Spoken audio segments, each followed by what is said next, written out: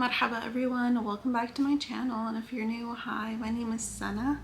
So we got a little work update that I'm going to show you right now because I've pretty much been working since I woke up today, fulfilling as many orders as I possibly can to get them out.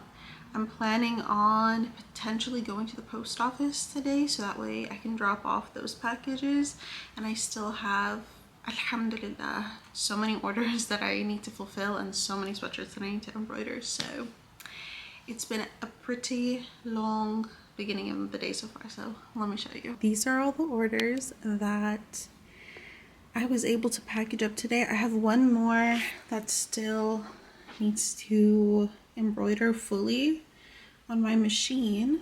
These are pretty much the sweatshirts that I have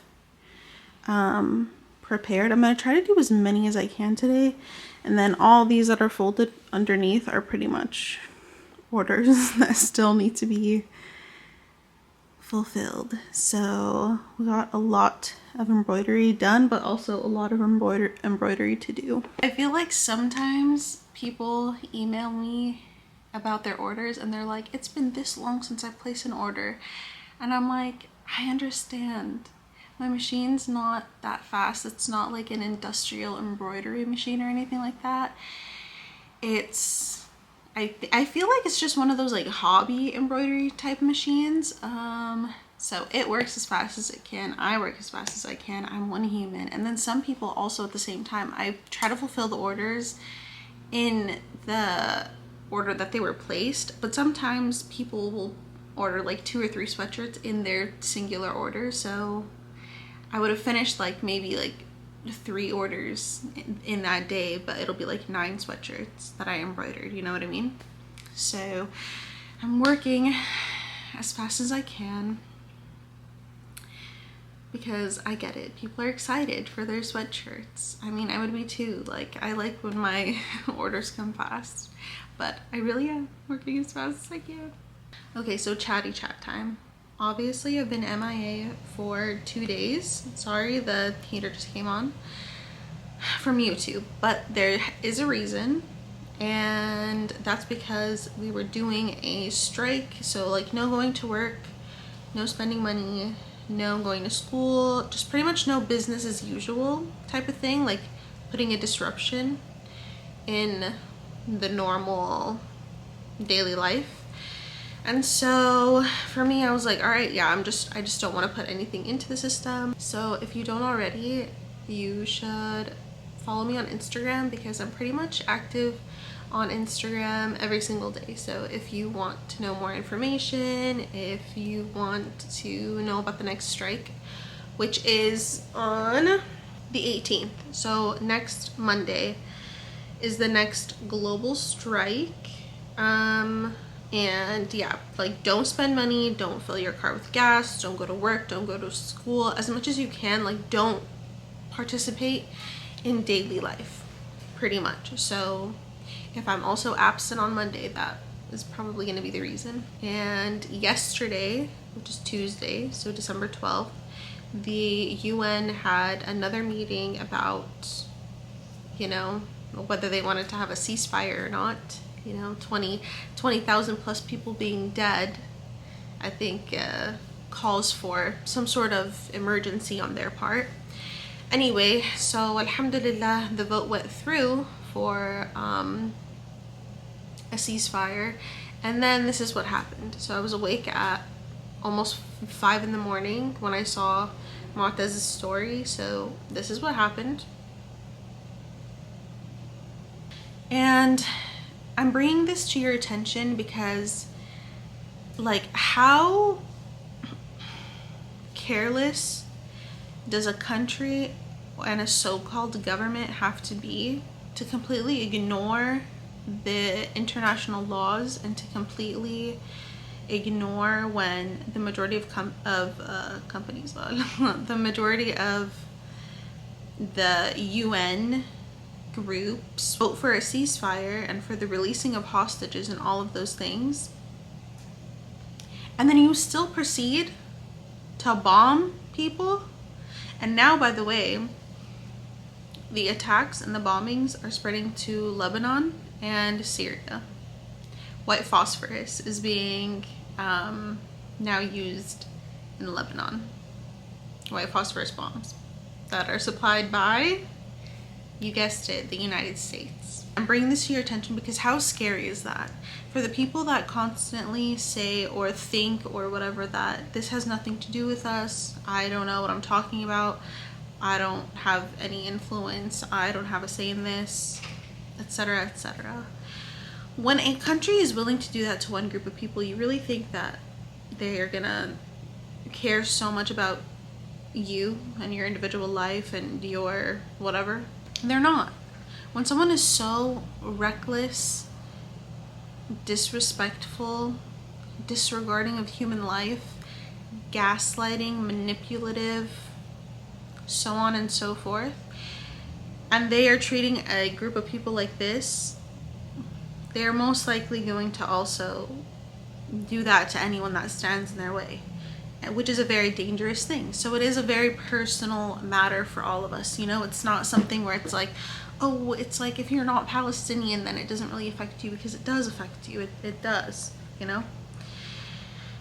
And I also wanted to bring this comparison and talk about it because I feel like a lot of people potentially have watched Lauder, and a lot of the times when we're watching movies or TV shows or reading books, we get emotionally attached to these fictional characters, and then sometimes when certain things happen in those situations, we're like, oh my god, that makes so much sense. It was where Pippin and Merry were with those, you know, Azam and like the trees and stuff, and they were trying to see, the trees were trying to decide if they were going to go ahead and, you know, be a part of the war. And so at first the tree's like, this is not our fight, we're not going to do it, we're not going to be a part of it, that's it, that's the decision that we've made.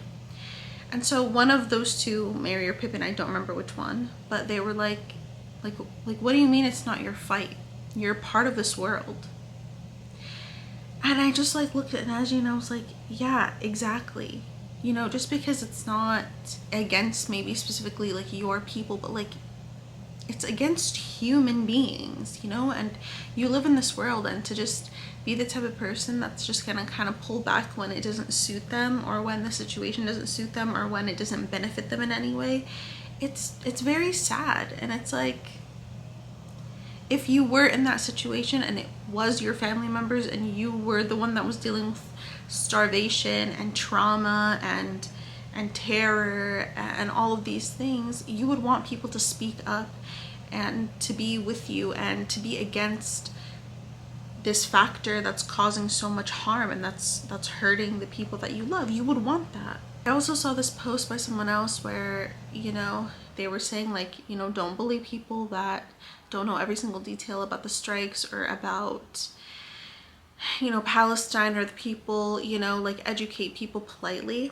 I don't disagree with the fact that you should educate people in a way where they're going to listen and take in the information that you're trying to give out, you know? But also at the same time, as a Palestinian and as a person that has their own business and as a person that's part of the cozy community, I do think that it's not necessarily about the details and people knowing the history from A to Z about Palestine and every single thing that's happening and every single thing about like the Arab nations and all of the decisions and the declarations and all that stuff. It's not about every single small detail, but it's about the fact that when this is happening in the world and when there's a genocide happening, and when there are thousands and thousands and thousands of people being bombed, murdered, assaulted, harassed, they're starving, you know, they're tired, they're going through extremely, extremely traumatic things. And a lot of people, at least in my experience that I follow on Instagram, a lot of people that are part of this specific community, the cozy gaming community, are posting as if life is just moving on normally and as if nothing is really happening. To me, it just feels like, you know, you have the privilege and the audience to say something and you're not making a difference. You're just ignoring it. You know, you're ignoring the situation and you're not speaking up for people, and that's just not cozy. If you were specifically in that situation where your loved ones were being harmed and where you were facing so much trauma and you were starving and you were scared, you know, you're like too scared to sleep at night, what would you want people to do for you? Would you want people to kind of just like post about their life, business as usual, post about cozy games, post about their food, post about makeup, and just like not even talk about the situation? And just like some people, I have genuinely not seen a single post about it. If you were in that situation, no, you would want people to talk about it, to join in together, to stop the normal processes of their lives, so that way together they can make an impact, you know, to pretty much show the world, or, you know, these social media companies, the government, their jobs, whoever it is, that we're not going to proceed with life as normal when other people are not being treated normally. Living in the Western world, we have so many privileges, so many blessings, so many things that other people don't have.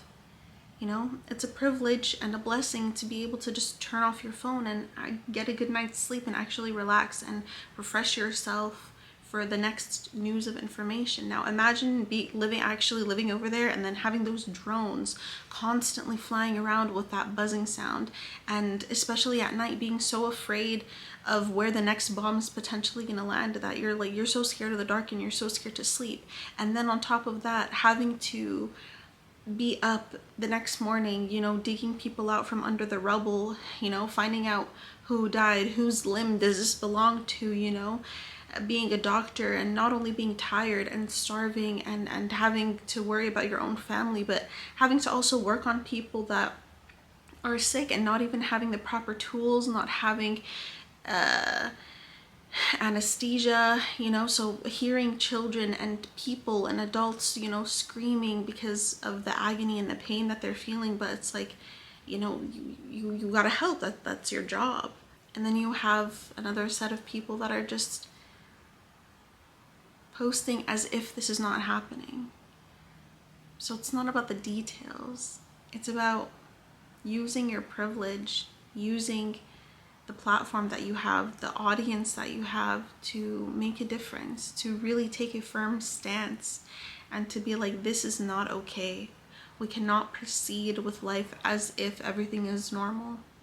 And when these big content makers do proceed with life as if it's normal and don't talk about it and don't bring that awareness, it kind of gives the green light to other people that, you know, okay, well, we can slowly start moving on with our lives and slowly start posting things, you know, as if everything's back to normal. And then the suffering of these thousands and thousands of people, it's almost like it becomes a trend, you know, until the next thing rolls around. And that's the thing, if you're not going to take a stance now and you're not going to make a difference, then when? For the people that have subscribed and been leaving comments that are so nice, again, thank you so much. I am floored by the support and by how kind some of you are, and I really hope that these videos are a comfort, and I hope that some of you guys are getting, you know, educated. I hope that they're interesting and that you're getting a deeper sense of understanding of Palestinians, and, you know, hopefully this encourages you also to help. So again, thank you, and hopefully I'll see you tomorrow. Bye.